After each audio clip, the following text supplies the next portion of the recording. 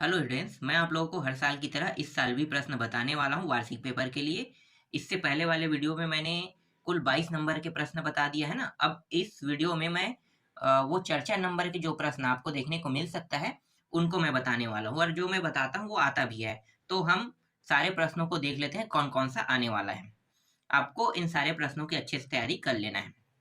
तो चलो देखते हैं। एक प्रश्न ये है, अमरकंटक ने अपनी आत्मा से नर्मदा को जन्म दिया, पाठ के अनुसार स्पष्ट कीजिए कह रहा है ना। ये प्रश्न इंपॉर्टेंट है, इसको आपको याद कर लेना है। यहाँ पे उत्तर भी लगा हुआ है। अगर आप अलग से ढूंढ रहे हैं, आपको नहीं मिल रहा है, तो आप यहाँ पे जो उत्तर दिया है इनको आप पढ़ सकते हो, और ये आसानी से आपको मिल भी जाएगा। आपके पास की होगा, गाइड होगा, परीक्षा बोध परीक्षा सार होगा, इसमें ये सारे प्रश्न मिल जाएंगे। और ये नर्मदा का उद्गम अमरकंटक वाले अध्याय से है।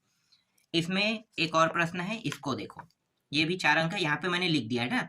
जितने भी प्रश्न हैं ढूंढने के बाद मैं यहाँ पे 4 अंक लिख दिया है, क्योंकि ये 4 अंक में आने वाले प्रश्न हैं। नर्मदा सूख जाएगी तो हम लोग कैसे बच सकेंगे, वनवासी स्त्री द्वारा ये बात क्यों कही गई। इसका उत्तर आप देख सकते हो। अगर मैं इसे पढ़ के बताता हूँ तो वीडियो कम से कम 1 घंटे के आसपास बनेगा, क्योंकि इसमें प्रश्न ही वैसे ही है ना। बहुत ज्यादा नहीं है, पर प्रश्न जो है थोड़ा सा है, इसलिए समय ज्यादा लगेगा। इसलिए मैं यहाँ पे सिर्फ प्रश्नों को ही पढ़ रहा हूँ। इसके बाद एक प्रश्न ये है, नर्मदा नदी लोगों के जीवन को कैसे खुशहाल बनाती है। यह आसानी से प्रश्न आपको परीक्षा बोध परीक्षा सार में की गाइड कुंजी जो भी होगा उसमें मिल जाएगा। अगला प्रश्न है, देखो ये वाला, अमरकंटक ने नर्मदा को जन्म देकर भारत को वरदान दिया, ऐसा क्यों कहा गया, विचार लिखिए कह रहा है। ठीक है, एक प्रश्न ये है। इसके बाद यहाँ पे एक प्रश्न और है, नर्मदा का उद्गम अमरकंटक पाठ में वर्णित नैसर्गिक सौंदर्य को अपने शब्दों में व्यक्त कीजिए कह रहा है। ये प्रश्न है।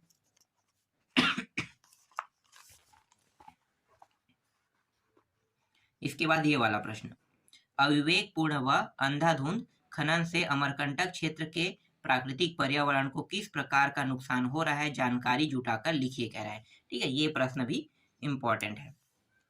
ठीक, इस अध्याय से इतने ही है। सभी अध्याय से प्रश्न आपको नहीं पढ़ना है, जो मैं दे रहा हूँ सिर्फ उन्हीं प्रश्नों को पढ़ना है। हाँ, अगला जो अध्याय है वो है मैं मजदूर हूँ। ठीक है, इस अध्याय से कौन कौन से प्रश्न आपको पढ़ना है वो मैं बता देता हूँ। देखो, मैं मजदूर हूँ, इसमें आपको इस अध्याय से आपको ये प्रश्न पढ़ना है, दुनिया में क्या नहीं कौन सी चीजें मैंने अपने हाथों पैदा नहीं की। इस कथन को ध्यान में रखकर मजदूर के द्वारा किए गए निर्माण कार्यों को अपने शब्दों में लिखिए। ये अपने शब्दों में लिख सकते हो, बहुत आसान है। मजदूर क्या क्या करते हैं, ठीक है, भवन बनाते हैं, जानते हो आप लोग, भवन बनाते हैं, सड़क बनाते हैं, ये सब मजदूरों के द्वारा ही किया जाता है ना। तो मजदूर क्या क्या करते हैं वो पूरा आप लिख सकते हो अपने शब्दों में, आपको इसको याद करने की जरूरत नहीं है। जो जानते हो आपने आसपास में देखे हैं, मजदूर क्या होता है पता है आपको ना, दूसरे के लिए ही काम करते हैं अधिकतर, और उससे जो पैसा अर्जित होता है अपना जीवन यापन करते हैं, तो ये मजदूरों का काम है। ठीक, अधिकतर चलो आगे देखते हैं, इसके बारे में ज्यादा मैं विस्तार से नहीं बताऊंगा। हाँ, अगला प्रश्न है, यहाँ पे मैं एक प्रश्न भूल गया हूँ क्या, मजदूरों के प्रति सहानुभूति क्यों रखनी चाहिए। ये प्रश्न भी इंपॉर्टेंट है ना, मतलब इसको भी आपको देख लेना है। तो मैं मजदूर में जो मैं मजदूर हूँ वाला जो अध्याय है, इसमें बहुत सारे प्रश्न तो दिए हुए हैं, लेकिन कौन कौन सा पढ़ना है ये मैं आपको बताते जा रहा हूँ। इसके बाद ये वाला है, छोटा छोटा प्रश्न है, दिन सोता था रात सोती थी पर मैं जागता था, कासा स्पष्ट कीजिए। ठीक है, ये वाला प्रश्न है। अगला ये है, देखो, फैक्ट्री में काम करते हुए घायल दुर्घटनाग्रस्त होने वाले मजदूरों के प्रति मालिकों की क्या क्या जिम्मेदारियां होनी चाहिए। ठीक है, ये प्रश्न है। यहाँ पे सिर्फ 4 टॉपिक दिए, 4 टॉपिकों को याद करना है। और अगला प्रश्न ये है, देखो, आपके जीवन में कई लोग ऐसे होंगे जिनका प्रभाव पड़ा होगा, उनमें से किसी एक व्यक्ति के बारे में लिखिए कह रहा है। ठीक है, इसका उत्तर भी आपको पूरा दिखाई दे रहा है। अगला प्रश्न है ये वाला, मजदूर के पारिवारिक जीवन का हाल कैसे होता है, पाठ के आधार पर लिखिए कह रहा है। ये प्रश्न है। और एक प्रश्न यहाँ पे है, मजदूर को श्रम शक्ति की इकाई क्यों कहा जाता है। ठीक है, ये प्रश्न है, और इसका उत्तर पूरा ये रहा। कुछ उत्तर वहां पे था, कुछ उत्तर यहाँ पे था। ठीक है, इतना ही है इसमें। इसके बाद नेक्स्ट अध्याय देख लेते हैं। अगला अध्याय जो है अपनी अपनी बीमारी से है। अपनी अपनी बीमारी से कौन कौन से प्रश्न पढ़ना है मैं आपको बता देता हूं।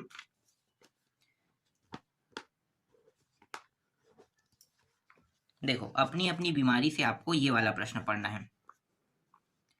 बीमारी शब्द को लेखक ने किन किन संदर्भों में प्रयोग किया है। यहाँ पे छोटा सा दिया हुआ है ना, हालांकि ये जब प्रश्न आएगा तो छोटा सा नहीं आएगा, ये कुछ कुछ पॉइंट को जोड़ कर देंगे, ठीक है, कुछ पॉइंट और रहेंगे उनको जोड़ दिया जाएगा। तो इसको याद कर लेना, ये अभी 2 नंबर के हैं, 2 नंबर में 2 नंबर और यहाँ पे जोड़ के दिया जाएगा तो ये 4 नंबर का बन जाएगा। ठीक है, जैसे कि टैक्स को बीमारी क्यों कहा जाता है, तो इसको जोड़ सकते हैं। इसके बाद अगला है ये वाला, हरिशंकर परसाई द्वारा टैक्स को बीमारी के रूप में देखने का क्या आशय है। ठीक है, ये प्रश्न इंपॉर्टेंट है, इसको आपको रट लेना है। यहाँ पे ये वाला भी है, लेखक टैक्स की बीमारी को क्यों अपनाना चाहता है। ठीक है, ये हो गया एक प्रश्न। अगला ये है, ये भी 4 अंक का है। जमीन और मजदूर में लेखक ने क्या समानता बताई है। और एक प्रश्न यहाँ पे आपको दिखाई दे रहा है, सबका दुख अलग अलग होता है, किस किस तरह के दुख के अनुभव आपने किए हैं उन्हें लिखिए क्या है, ये प्रश्न है और इसका कुछ उत्तर यहाँ पे है। इसके बाद जो माटी वाली अध्याय है ना, वहां से कोई भी प्रश्न 4 अंक में नहीं आएगा, माटी वाली से नहीं आएगा, कन्यादान से नहीं आएगा। एक मिनट मैं बताते चलता हूँ। देखो, घीसा से नहीं आएगा, ठीक है, घीसा से भी नहीं आएगा, पुरस्कार से भी कोई 4 नंबर के प्रश्न नहीं आएगा, यहाँ से 2 नंबर और 3 नंबर के प्रश्न आएंगे। ठीक है, अमर शहीद वीर नारायण से भी 4 अंक के कोई प्रश्न नहीं आएगा, और न ही छत्तीसगढ़ लोक कलाएं से 4 अंक के कोई भी प्रश्न नहीं आएगा, 4 अंक के नहीं आएगा। लेकिन मरिया से आने वाला है, तो मरिया से आने वाला है, तो मरिया से मैं बता देता हूं। देखो, यहाँ पे ये प्रश्न है, सी कुमार ने बैठक में क्या विनती की है, ये प्रश्न है। ठीक है, बहुत छोटा सा यहाँ पे इसका उत्तर दिया हुआ है, 4 नंबर का प्रश्न है। आप लोगों ने इसके कहानी अगर पढ़ा होगा तो आपको थोड़ा सा बढ़ा के लिखना है।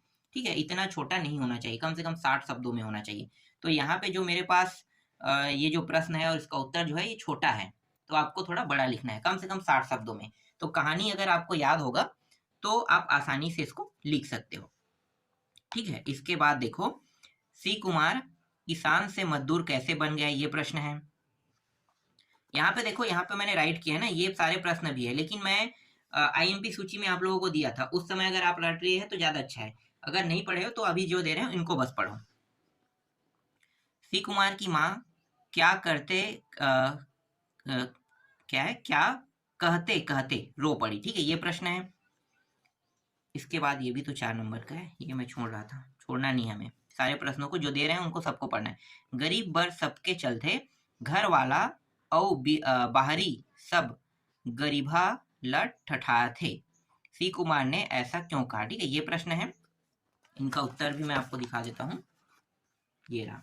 इसके बाद यहाँ पे 2 प्रश्न और है। देखो, मरिया प्रथा ने सी कुमार की जिंदगी को किस तरह बदल दिया, ये वाला प्रश्न है, उसका उत्तर भी दिया हुआ है।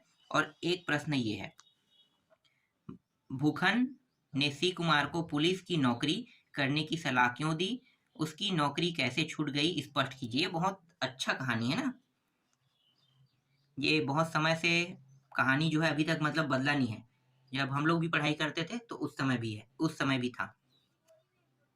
ठीक है, ये पूरा उत्तर है। अब अगला अध्याय देखते हैं। नेक्स्ट अध्याय जहां से 4 अंक के प्रश्न आने वाले हैं, उस अध्याय का नाम है एक था पेड़ और एक था ठूठ। ठीक है, एक था पेड़ एक था ठूठ से देख लेते हैं। तो कौन कौन सा प्रश्न पढ़ना है मैं आपको बता देता हूं। देखो, एक प्रश्न आपको ये पढ़ना है, हमारे विचार लचीले और समन्वयवादी क्यों होने चाहिए, स्पष्ट कीजिए, ये वाला है। ठीक, अगला है ये वाला, दृढ़ता और जड़ता में फर्क को पाठ में किस प्रकार से बताया गया, उदाहरण के साथ स्पष्ट कीजिए, ये वाला प्रश्न है।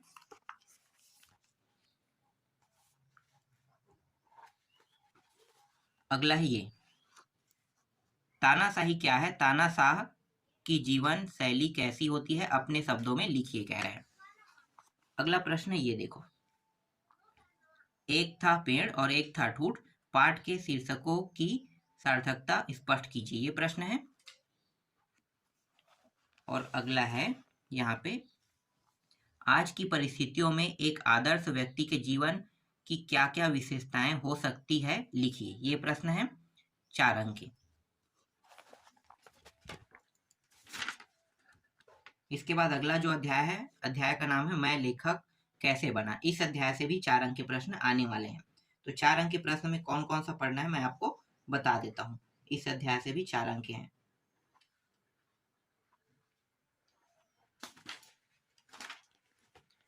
देखो 4 अंक में आपको ये वाला प्रश्न पढ़ना है, लेखक बनने के लिए शरद बाबू के क्या क्या सुझाव थे। ये प्रश्न है 4 अंक का। 4 अंक में ये वाला प्रश्न भी 4 अंक में है, साहित्य को टके कमाने का साधन कभी नहीं बनाना चाहिए, ये कहने के पीछे क्या विचार, लिखिए। 4 अंक में ये वाला प्रश्न भी है, अंग्रेजों के दावत पर आने के पहले बाबा ने कौन सी तस्वीर हटवा दी, उन्होंने उस तस्वीर को क्यों हटवाया होगा, अपने विचार लिखिए। अगला है, उस घटना का वर्णन कीजिए जिसका आप पर सर्वाधिक प्रभाव पड़ा हो। ये वाला प्रश्न है। अगला देखो, आपके जीवन में कई लोग ऐसे होंगे जिनका प्रभाव आप पर पड़ा होगा, उनमें से किसी एक व्यक्ति के बारे में लिखिए, क्या है। ये वाला प्रश्न है। और यहाँ पे दीर्घोत्तरी में 5 कौड़ी बाबू द्वारा, क्या है, 5, हाँ, कौड़ी बाबू द्वारा शरद बाबू के लिए कही गई 3 बातें क्या क्या थी, ये है। तो ये हो गया आपका 4 नंबर का प्रश्न इस अध्याय से। इस अध्याय में बस इतना ही है। अब अगला अध्याय देख लेते हैं, जेब कतरा। जेब कतरा में भी कुछ प्रश्न दिए हुए हैं, यहाँ से भी 4 अंक में आपको कौन कौन सा पढ़ना है मैं बता देता हूँ। देखो 4 नंबर में आपको जेब कतरा से ये वाला प्रश्न पढ़ना है, जेब कतरा ने लेखक की माँ को कैसे क्यों भेजे। ये है क्या है, पैसे है ना, क्या है, जेब कतरा ने लेखक की माँ को पैसे क्यों भेजे। ठीक है, ये अच्छा कहानी है। जिसकी नौकरी छूट गई हो उसके लिए 9 रुपये 900 से कम नहीं होते, लेखक ने ऐसा क्यों कहा। ये प्रश्न है 4 अंक का। 4 अंक में आप ये प्रश्न को भी याद कर सकते हो, लेखक और जेब कतरे में आपको क्या समानताएं दिखाई देती है। अगला प्रश्न है, जेब कतरा कहानी पढ़ने के बाद मन में कौन से भाव जागृत होते हैं, लिखिए। ये प्रश्न है। और एक ये है, आपके हिसाब से कौन कौन से काम गलत है जिन्हें हमें नहीं करना चाहिए। ये वाला प्रश्न है। इसके बाद जो अगला अध्याय है गोधली है, गोधली अध्याय से कौन कौन से प्रश्न आपको पढ़ना है मैं बता देता हूँ। इसमें ज्यादा प्रश्न नहीं है, सिर्फ एक प्रश्न देखना है, 1-2 प्रश्न। देखो, कहानी सुनाए जाने के बाद निस्तब्धता क्यों छा गई। ठीक है, ये प्रश्न है। और इसके बाद ये सबसे ज्यादा इंपॉर्टेंट में ये प्रश्न आएगा, उन 4 बिंदुओं को लिखिए जहां पर गोधली कहानी में परिस्थिति बदलती है। ये वाला प्रश्न सबसे ज्यादा महत्वपूर्ण है। इसके बाद पद्यांश वाले से भी कुछ अध्याय है ना, वहां से भी आपको देखना है। तो मैं आपको पद्यांश वाले टॉपिक से भी बता देता हूँ कौन कौन से अध्याय पढ़ने और कहाँ कहाँ से प्रश्न आने वाले हैं। ठीक है, सबसे पहले हम चंद्रघना से लौटती बेर से देखने वाले हैं। चंद्रघना से लौटती बेर, ज्यादा प्रश्न नहीं देखना है आपको। यहाँ से 4 अंक में कौन कौन सा आ सकता है। फिलहाल आप इस अध्याय को छोड़ भी सकते हो, क्योंकि जो प्रश्न आएगा ना 4 अंक में, इसके साथ जुड़ा हुआ अध्याय है नर्मदा का उद्गम अमरकंटक, है ना, तो ज्यादातर प्रश्न वही से आएंगे। फिर भी मैं आपको यहाँ से दे देता हूँ, हो सकता है छोड़ दिया जाए, और अगर आप भूल गए उनके उत्तर को तो आप इन प्रश्नों को पढ़कर भी उत्तर को लिख सकते हो, क्योंकि एक प्रश्न अथवा में आना ही है और एक प्रश्न मुख्य तौर पर रहेगा, तो 2 प्रश्न रहेगा। तो अथवा के लिए मैं आपको ये बता रहा हूँ, आप चाहो तो इस अध्याय को छोड़ सकते हो। अलसी के मनोभाव का वर्णन कीजिए, ये प्रश्न 4 अंक का है। अगला है, विजन किसी व्यापारिक नगर से क्यों श्रेष्ठ है। ये प्रश्न है। काले माथे वाली चिड़िया किस तरह से मछली पकड़ती, ये 4 अंक का है। और ये बांधे मुरैया शीश पर छोड़ देते हैं, इसे अथवा ही प्रश्न है, लेकिन ऐसे ही प्रश्न आते हैं ज्यादातर। अगला देखो ये है, देखता हूँ मैं स्वयंवर हो रहा है, प्रकृति का अनुराग अंचल हिल रहा है। इन पंक्तियों में प्रकृति के किस दृश्य की ओर संकेत किया गया है? ये प्रश्न 4 अंक का है। 4 अंक में आप प्रेम की प्रिय भूमि को अधिक उपजाऊ क्यों बताया गया है? ये प्रश्न है। और कुछ है क्या? नहीं, यहाँ पे बस इतना ही है। इसके बाद इस अध्याय में 4 अंक में, ठीक है, 4 अंक में है, इसमें बहुत सारे प्रश्न, लेकिन जरूरी नहीं है कि यही प्रश्न मतलब सभी को पढ़ना जरूरी नहीं है। आप चाहो तो पूरा अध्याय छोड़ सकते हो, मैं आपको इसीलिए बता रहा हूँ। ये प्रश्न भी 4 अंक का है, ठीक है। ये थोड़ा सा लंबा चौड़ा है तो मैं पढ़ के नहीं बता रहा हूँ। ये छोटा सा प्रश्न है। यहाँ पे देखो, बगुला समाज के किस वर्ग का प्रतीक है? उनकी किन विशेषताओं को रेखांकित करता है? आज के समाज में यह उदाहरण कितना प्रासंगिक है? ठीक है, ये प्रश्न है 4 अंक का। इसके बाद बादल को घिरते देखा, इस अध्याय से भी 4 अंक के प्रश्न आने वाले हैं। तो इस अध्याय से 4 अंक के कौन कौन से प्रश्न आएंगे देख लेते हैं, ठीक है। ये प्रश्न आप देख सकते हो। देखो, अभी जो मैंने अध्याय लिखा है ना पीछे वाला, आप छोड़ सकते हो। कौन सा अध्याय था मैं भी बोल रहा हूँ। हाँ, चंद्रग्रहण से लौटती बेल से आप 4 अंक के प्रश्नों को पढ़ रहे हो ना, तो उसको पूरा छोड़ सकते हो। वहां से जो 4 अंक के प्रश्न आएंगे, हाँ, लेकिन 3 नंबर का तो वहां से आ सकता है, ठीक है। 3 नंबर 2 नंबर में आ सकते हैं, तो उसके तौर पे आपको पढ़ लेना है। चलो आगे देखते हैं। ये मानसरोवर, हाँ ठीक है, ये भी 4 अंक का ही है।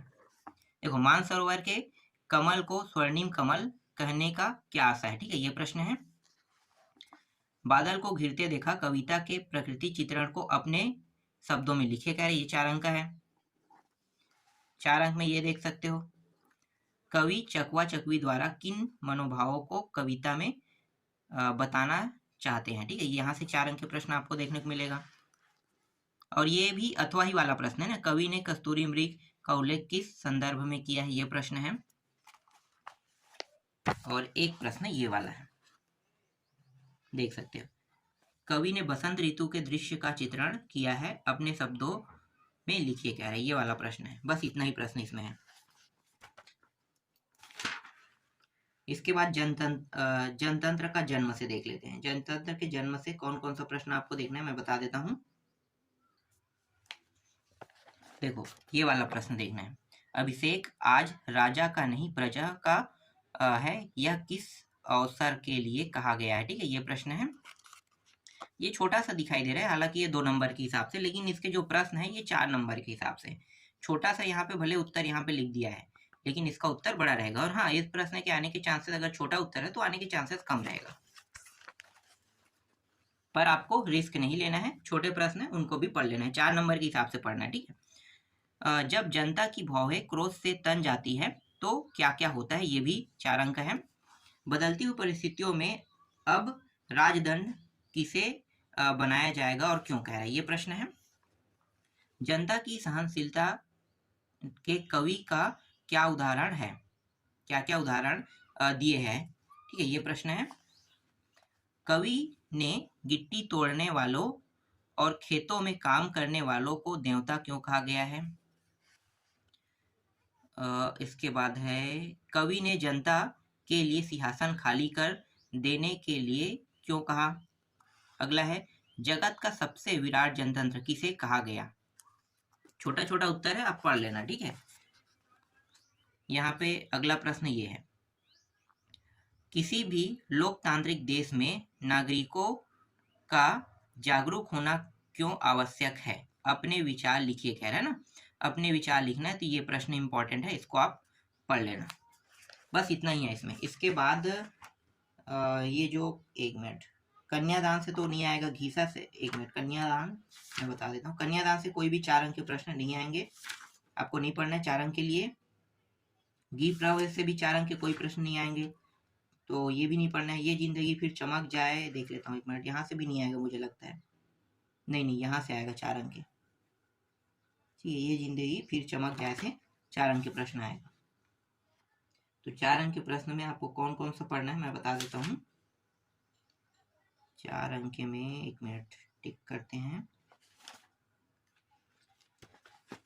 देखो, 4 अंक में ये जिंदगी फिर चमक जाए से 4 अंक के प्रश्न आएंगे, तो कौन सा आ सकता है? मेहनत कश को दुनिया क्यों पसंद करती, ये प्रश्न है, ये आ सकता है। 4 अंक में। और 1 मिनट, इसमें 4 नंबर में आपको ये वाला प्रश्न भी देखने को मिल सकता है। कोठी में धान छलक जाए, ये जिंदगी फिर चमक जाए, पंक्ति का आशय स्पष्ट कीजिए। अगला है मुंह गुगुआ असन फुलाओ झन, ऐसा क्यों कहा गया है। अगला प्रश्न है गुगुआवत मया भवक जाए, पंक्ति में खुलकर इसने प्रकट करने को कहा गया है, इस कथन का क्या उद्देश्य है। ये प्रश्न है। पसीने की अमृत से तुलना क्यों की गई है, समझाइए, ये प्रश्न है।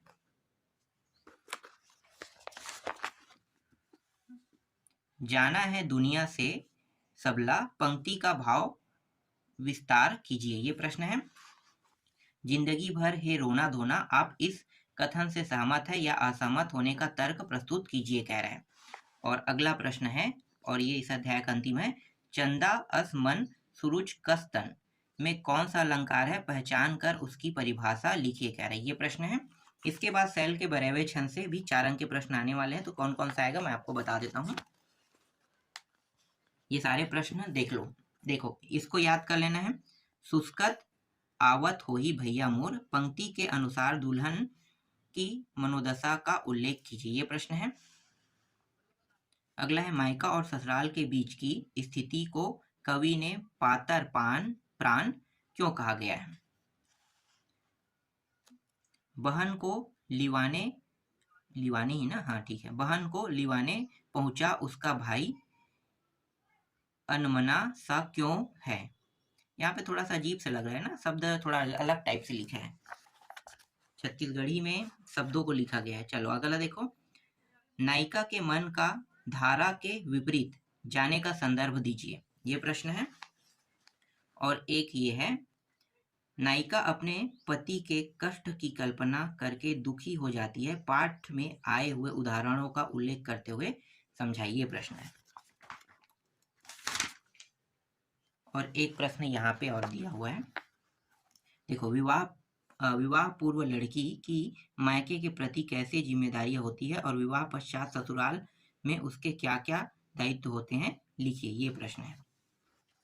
अब अगला देखने वाला है जीवन का झरना वाले अध्याय से, ना, जीवन के झरना के अध्याय से कौन कौन सा प्रश्न आपको देखने को मिल सकता है। इसमें बहुत सारे प्रश्न है, पर मैं बहुत सारे को नहीं दूंगा। यहाँ पे देखो, ये वाला देखो, जीवन का झरना कविता में मानव मृत हो जाना क्यों और कब बताया गया, ठीक है, ये प्रश्न है।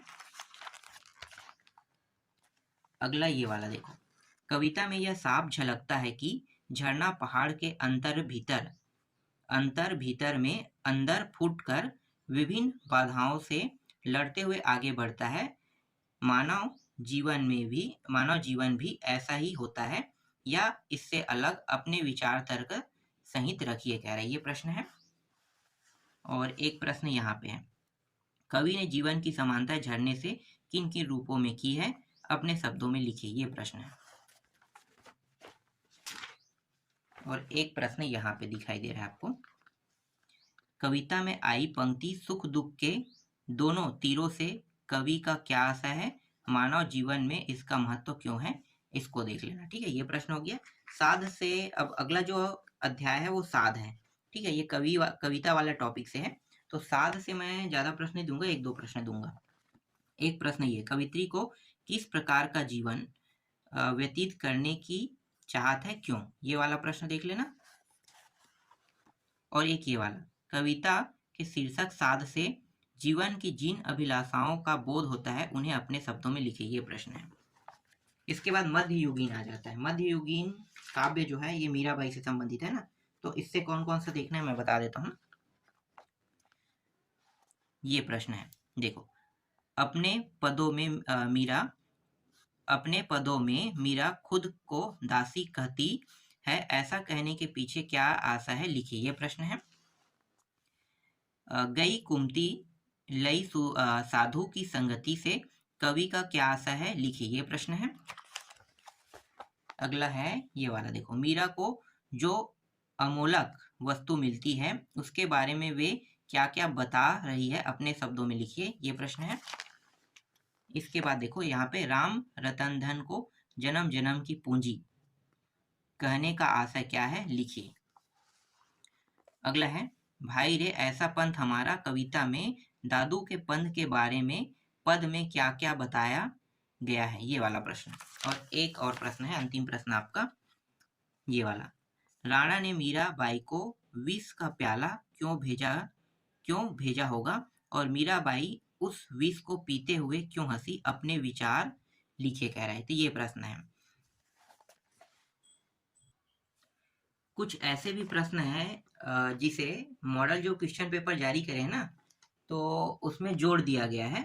हालांकि ये 3-3 अंक में आने वाले प्रश्न हैं, फिर भी मैं आपको दिखा देता हूँ। देखो, एक है प्रगतिवाद को समझाइए कह रहा है, ठीक है। ये हिंदी साहित्य वाले जो टॉपिक है ना, वहां से लिया गया। तो वहां से जो ब्लूप्रिंट में 2 और 3 अंक के प्रश्न हैं, तो इनको देख लेना, क्योंकि ये जो प्रश्न है हालांकि यहाँ पे 4 नंबर में जोड़ा है, पर 4 नंबर के हिसाब से ये जो ब्लूप्रिंट है उसमें तो 4 नंबर में नहीं दिया है। तो ये जो प्रश्न है ये 2 नंबर या 3 नंबर में आएगा। तो मैं यहीं पे बता देता हूँ, क्योंकि ये 4 नंबर में जोड़ा है तो 4 नंबर में आएगा नहीं, लेकिन 2 या 3 में तो आ सकता है ये प्रश्न, इसलिए यहाँ पे मैं दे रहा हूँ, ठीक है। ये हो गया, इसका कुछ हिस्सा यहाँ पे है। और अथवा में दिया है ना, छायावाद की विशेषता का वर्णन कीजिए, ये वाला, ठीक है। 2 और 3 मतलब तो कुल मिला के 5 नंबर का इस अध्याय से प्रश्न आएगा हिंदी साहित्य वाले से। तो 5 नंबर में अगर आप इन दोनों को याद कर लेते हो तो एक 2 होगा, एक 3 नंबर में इस तरीके से आ जाएगा, ठीक है। ये प्रश्न हो गया।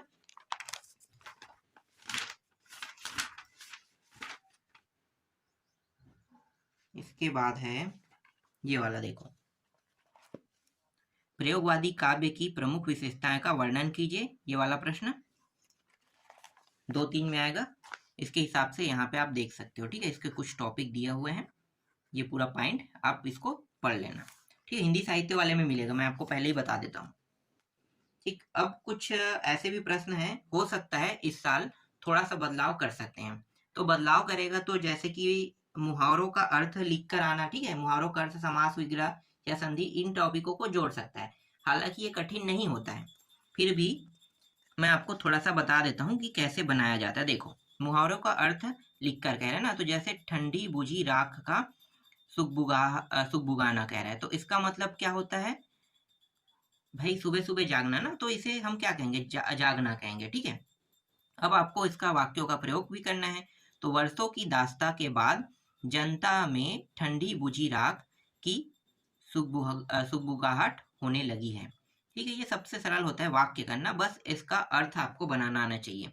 तो अर्थ भी बहुत आसानी से बन जाता है। एक ये हो गया। दूसरा देखो, दिल गवाही नहीं देना, मन नहीं मानना। इसका मतलब क्या होता है, दिल गवाही नहीं देना मतलब मन नहीं मान रहा है। सच्चे लोगों का दिल गलत कार्य करने की कभी गवाही नहीं देता है, ये हो गया।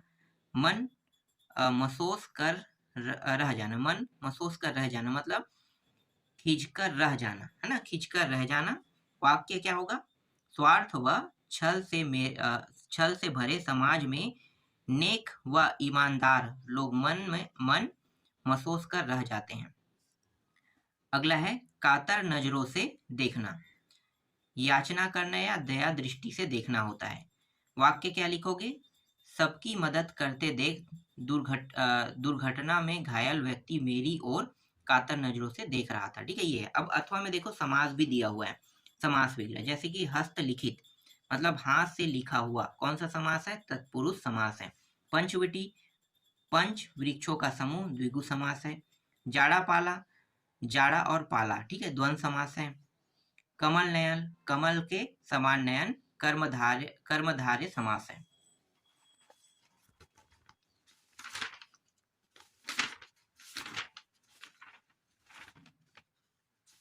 इसके बाद और कुछ दिए होंगे तो उसको भी देख लेते हैं।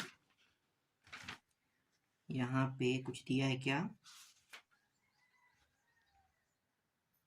हाँ यहाँ पे देखो, ये है नई कविता की विशेषताएं बताई गई है। तो नई कविता का अगर विशेषताएं पूछता है तो आप यहाँ पे इन टॉपिकों को देख लेना, ठीक है। ये प्रश्न जो है आपको नहीं मिलेगा, ये जो मैं दे रहा हूँ ये प्रश्न आपको नहीं मिलेगा, बस यहीं से ही मिलेगा, तो इसको आपको याद कर लेना, ठीक है। ये जो है ये आपको मिल जाएगा साहित्य, हिंदी साहित्य वाले में। प्रगतिवाद की विशेषताएं लिखे, ये आपको हिंदी साहित्य वाले में मिल जाएगा, तो इसको आप वहां से देख सकते हो, ठीक है। ये प्रश्न, फिर कुछ प्रश्न और होगा तो उसको भी देख लेते हैं।